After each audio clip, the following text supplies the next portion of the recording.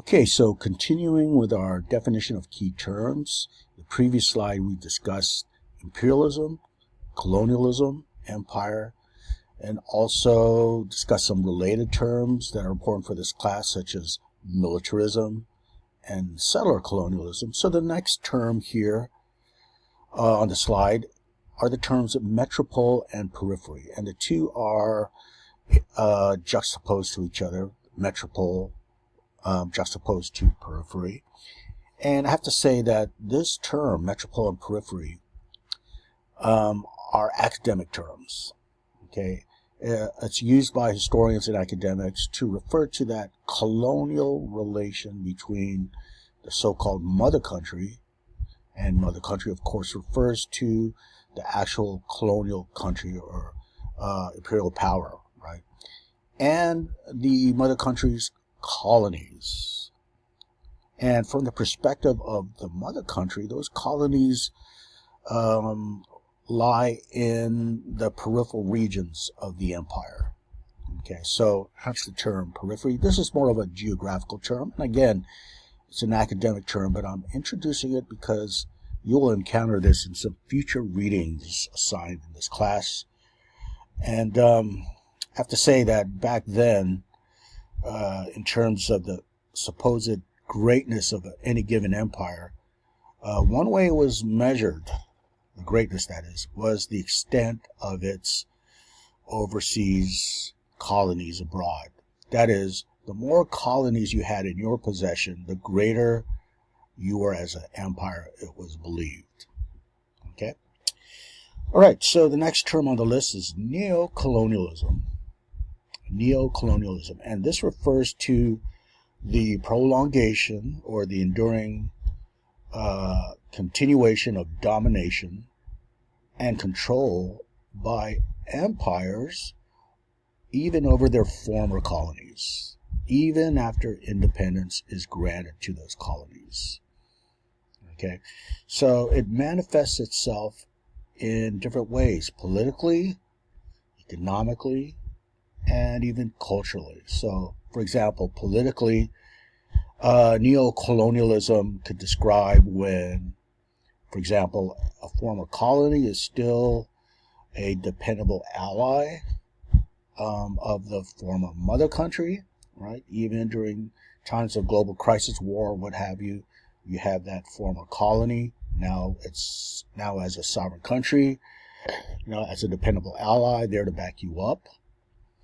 And economically, this especially looms large in a neo-colonial relation.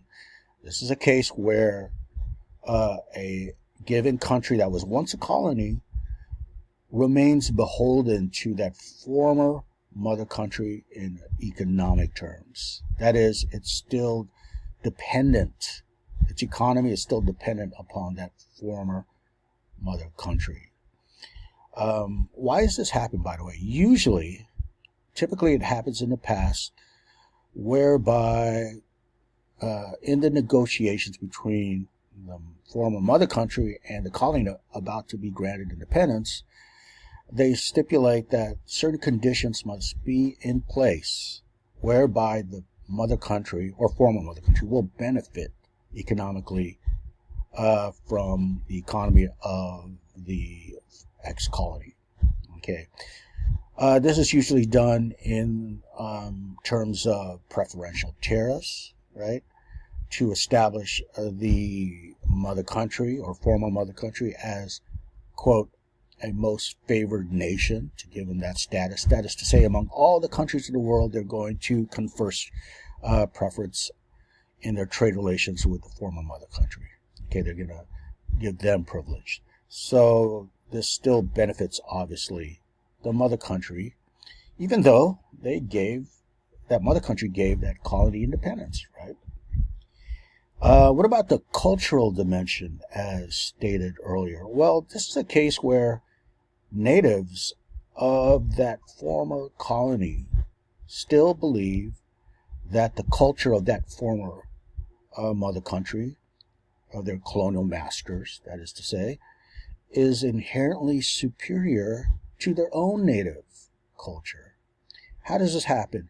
This happens because, or largely due to, decades, if not centuries, of colonial ideology imposed upon native minds to the point where they get inculcated with this ideology that, yeah, it's the mother country that's superior inherently to them, right?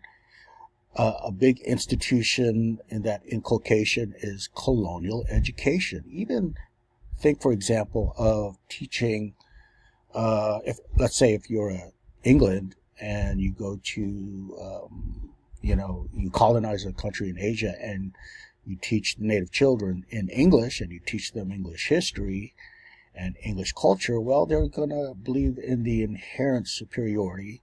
Not all of them, but many of them are going to believe in the inherent superiority of that mother country, right? Just by being inculcated with the mechanisms found in colonial education. For example, as I mentioned, the Philippines would be a colony of the United States for about half a century.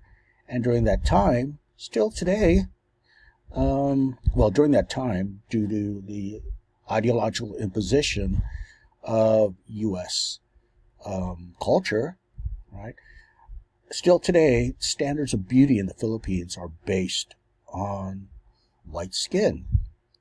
That is, what's preferred, what's thought to be more quote-unquote beautiful is lighter skin compared to the naturally dark skin that most Filipinos possess, right? So this is an example of neocolonialism in a cultural sense.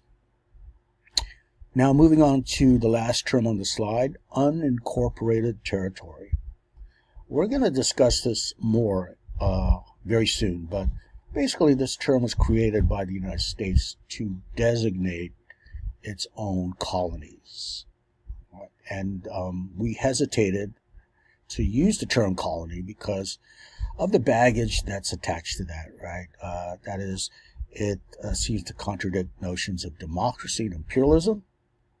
So we used a euphemism to describe our colonies abroad, and that's unincorporated territory.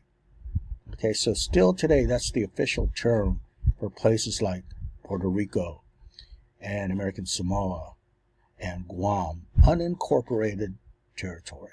All right, so now we're going to discuss